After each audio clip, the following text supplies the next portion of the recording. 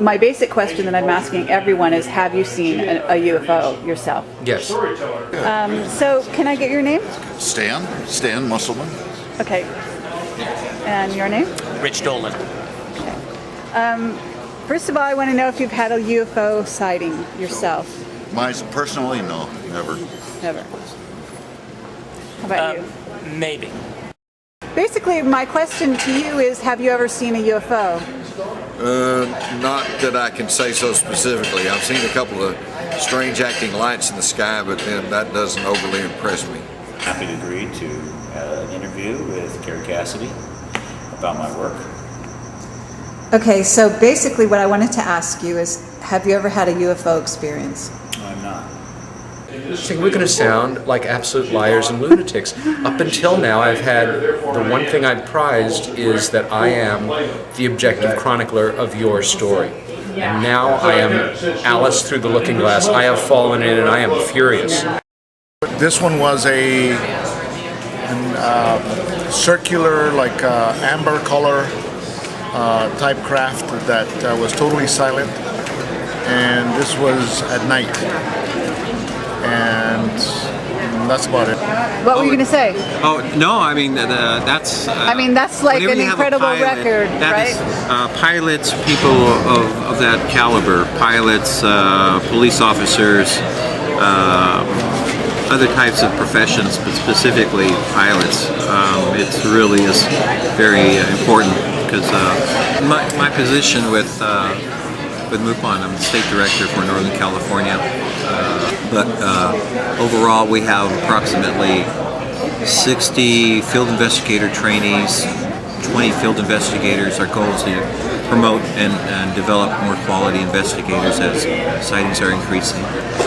Sightings are increasing? Yeah, we've been keeping tabs on our database, and now that more reports are coming, we can't keep up. We cannot keep up. One of my mentors, who's gone now, but was a really bigger-than-life New York City police detective who took UFOs very seriously. In the early 90s, I was beginning to put together my book, Alien Agenda, which is a journalistic overview of the whole UFO situation. And I received some information from a researcher in the Midwest who had gone to a conference in Atlanta, Georgia, at which one of the military remote viewers was speaking, and he sent me a transcript of that talk, and I was just astounded, because here was a decorated U.S. military intelligence officer, and he was quite matter-of-factly saying, yes, they come from here and they go there and they're doing this and they're doing that. This document described NORAD tracking objects coming into the solar system and then being tracked as they enter Earth's atmosphere. Objects coming in from way out there, and then What do you call them? going back out. Fast walkers and slow walkers. Fast walkers are the fast ones, and slow walkers are the slow ones. To try, like a lawyer or a historian would, to lay out a case for military interest in this. No question, military's big-time interest in this, absolutely 100%. You have an overwhelming multiple UFO event. Oh my God. That goes on and on, involving all different kinds of things. Less than half a mile from one of the most highly secured NATO bases in the United Kingdom at the time. And some, no bigger than stars zigzagging around the sky and pulsating and changing color. Fully articulated discs dropping into the forest, lighting up the forest. It was... Do you think someone was trying to get a message through to you? Well, I'll tell you the truth. At the time, that was the last thing I would have thought. I mean, what an ego to think that they're doing this show for you. Now, you know what? I don't even know what to think. Einstein had his unified field theory, which says the whole universe is bound together in a huge energy field and that we're all part of it.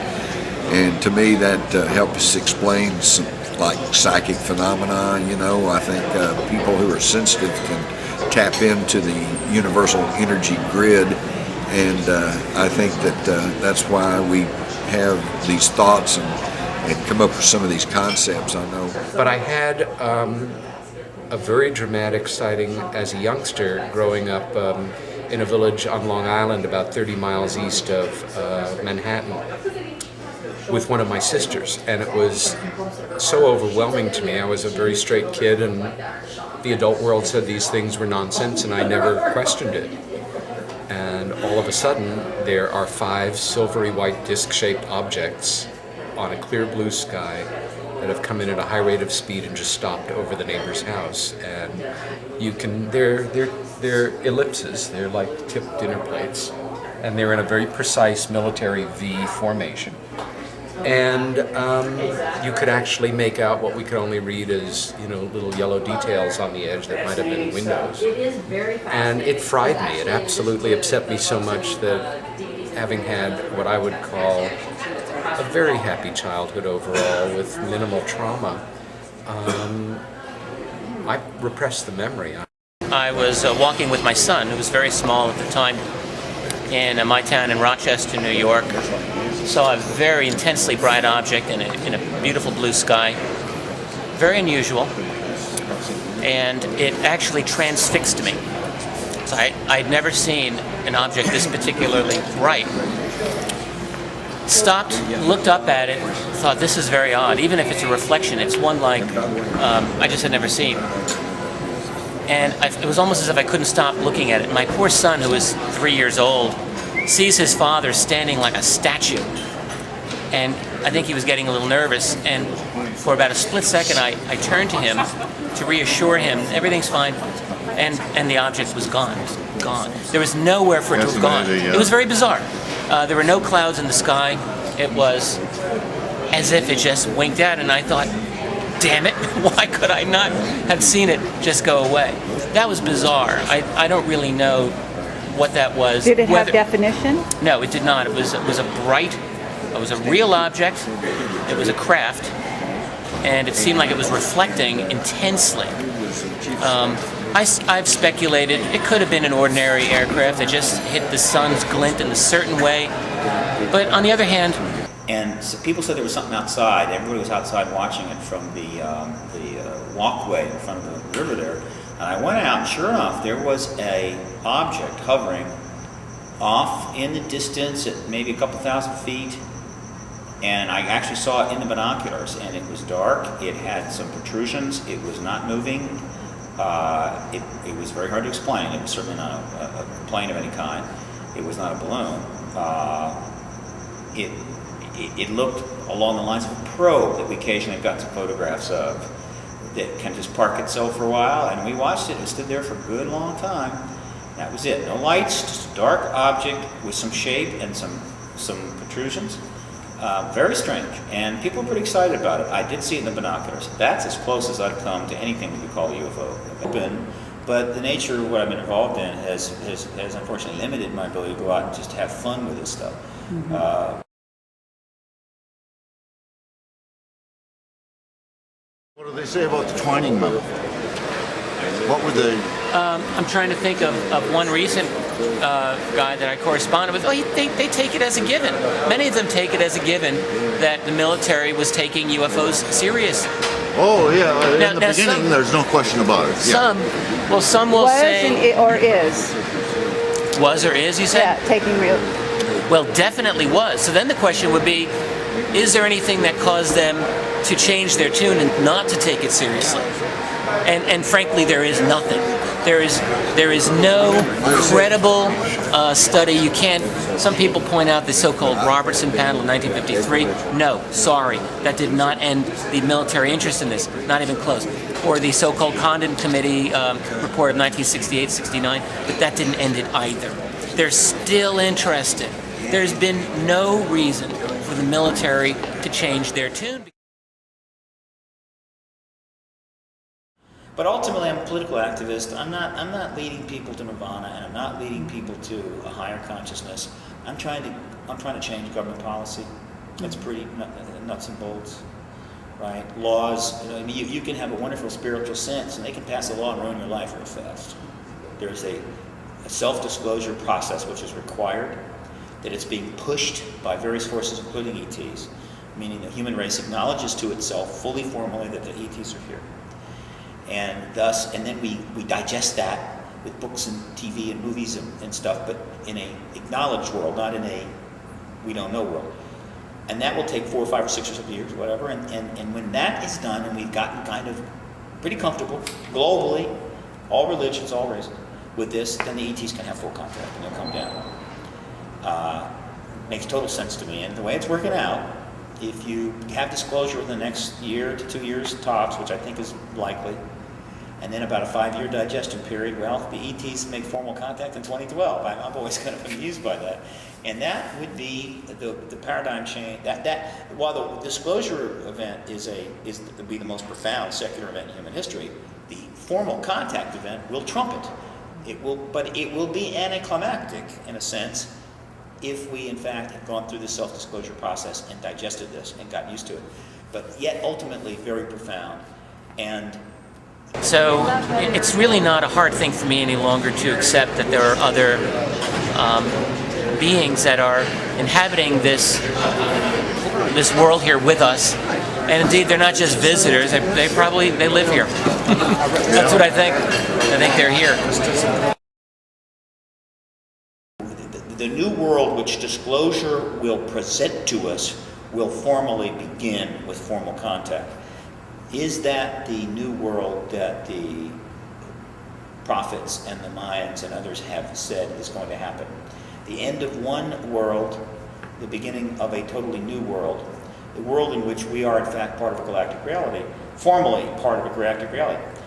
Works for me, and it's certainly better than cataclysm, destruction, right, whatever. You study UFOs long enough, and it's a no-brainer that there are other intelligences and other, call them entities, that are here, and they can take maybe a variety of forms.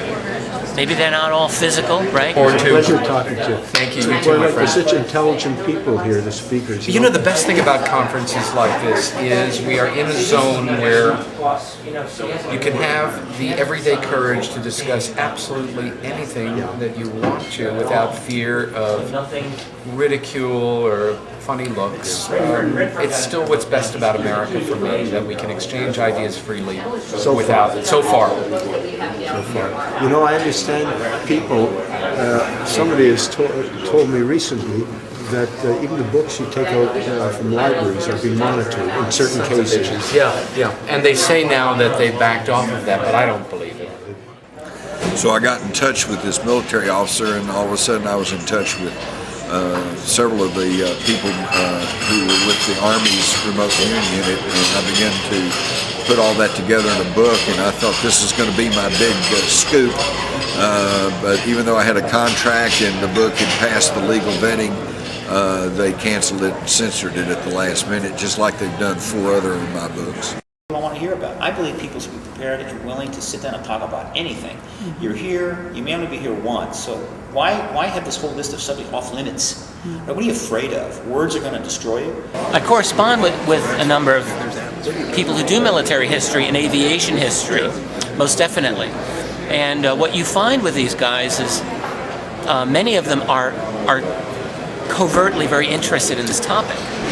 And they're just terrified to write publicly about it. I came across, I remember this, what has become known as the Twining Memo. This is very famous among UFO researchers. A memo by General Nathan Twining, head of Air Material Command in 1947, in which he's talking about flying discs as real, not visionary, not fictitious. And I thought, whoa, even if this was a big mistake by America's military, why is it not in any major history book that I've ever read? Why is this whole topic absent from American history?